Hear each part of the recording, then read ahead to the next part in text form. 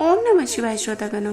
तो आइए इस वीडियो में जान लेते हैं कि जितिया व्रत का पारण कब किया जाएगा, इसका शुभ मुहूर्त क्या है, वे इसे किस विधि से किया जाना चाहिए। फटाफट जानकारी लेने से पहले कृपया हमें सब्सक्राइब करें। यदि हमारा प्रस्तुतिकरण आपको पसंद आ रहा हो तो एक लाइक व शेयर जरूर से जरूर करें और कमेंट में अवश्य लिखें हर हर महादेव। जितिया व्रत आश्विन कृष्ण पक्ष की सप्तमी तिथि से लेकर नवमी तिथि तक रखा जाता है, जिसमें व्रत का दूसरा दिन सबसे महत्वपूर्ण होता है, क्योंकि इस दिन महिलाएं पूरे दिन बिना अन्न और जल के रहती हैं और शाम में विधि विधान से पूजा करके व्रत कथा सुनती हैं। फिर अगले दिन सूर्य को अर्घ्य देकर व्रत का पारण किया जाता है। धार्मिक मान्यताओं के अनुसार जितिया व्रत का पारण झोर भात, मरुआ की रोटी और नोनी का साग खाकर करना चाहिए। आइए जान लेते हैं कि इस साल जितिया व्रत का पारण कब किया जाएगा और व्रत खोलने की विधि क्या है।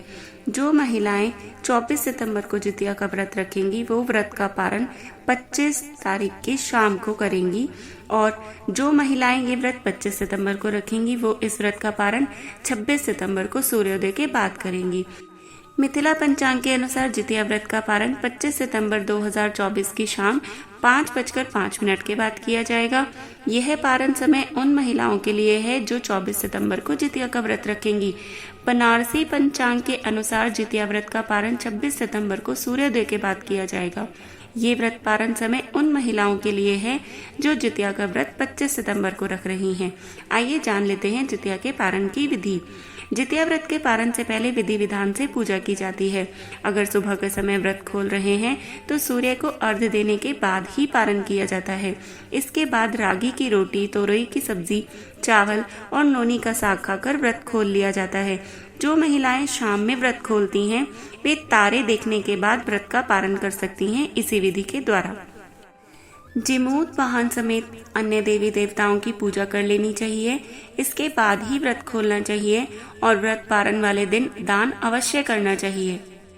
व्रत के पारण को लेकर एक पौराणिक कथा प्रचलित है, जिसमें व्रत करने वाली मालिन बासी भोजन से व्रत कर पारण कर लेती है और इस वजह से उसका बेटा मर जाता है। आइए इस कथा के बारे में आपको विस्तार से बताते हैं। प्राचीन काल में एक मालिन राजा के यहाँ फूल पहुँचाने का काम करती थी और रोजाना सुबह के वक्त पूजा करने के लिए राजा के यहाँ फूल लेकर आती थी। एक बार की बात है, मालिन का जितिया का व्रत था। अगले दिन उसको व्रत का पालन करना था, तो उसने सोचा कि सुबह राजा के यहाँ फूल पहुँचाने में देर हो जाएगी, इसलिए उसने पारण करने के लिए रात को ही भोजन बनाना आरंभ कर दिया।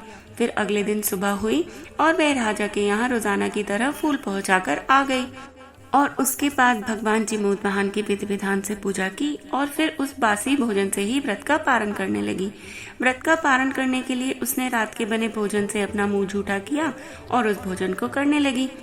भगवान जी अपने स्थान पर बैठकर अपनी दिव्य दृष्टि से यह सब देख रहे थे कि मालिन वह बासी भोजन से व्रत का पारण कर रही थी।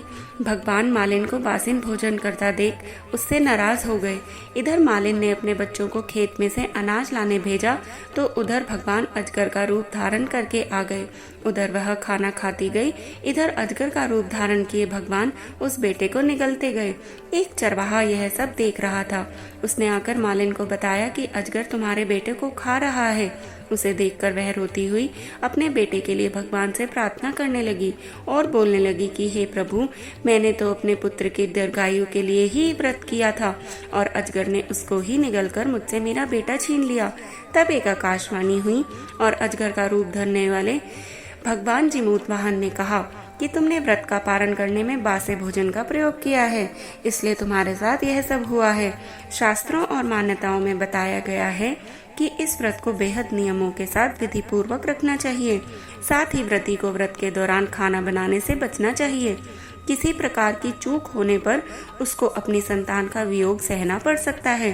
भगवान जिमूत वाहन ने उसको आश्वासन देते हुए कहा कि अब अगले साल तुमको यह व्रत फिर से विधि पूर्वक करना होगा और व्रत की पूजा में बच्चे को पहनाने वाली करधनी रखनी होगी और व्रत को पूर्ण करके अपने बेटे को यह करधनी भी पहनाई जाती है।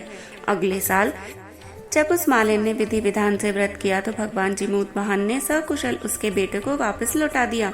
इसलिए इस व्रत को करने वाली व्रतियों को इस बात का ध्यान रखना चाहिए कि व्रत पूरा होने के बाद भूलकर भी बासे खाने को मुंह में नहीं डालना चाहिए और शुद्ध साफ तरीके से विधि पूर्वक व्रत के नियमों का पालन करना चाहिए। जय भगवान जीमूत वाहन की। हर हर महादेव।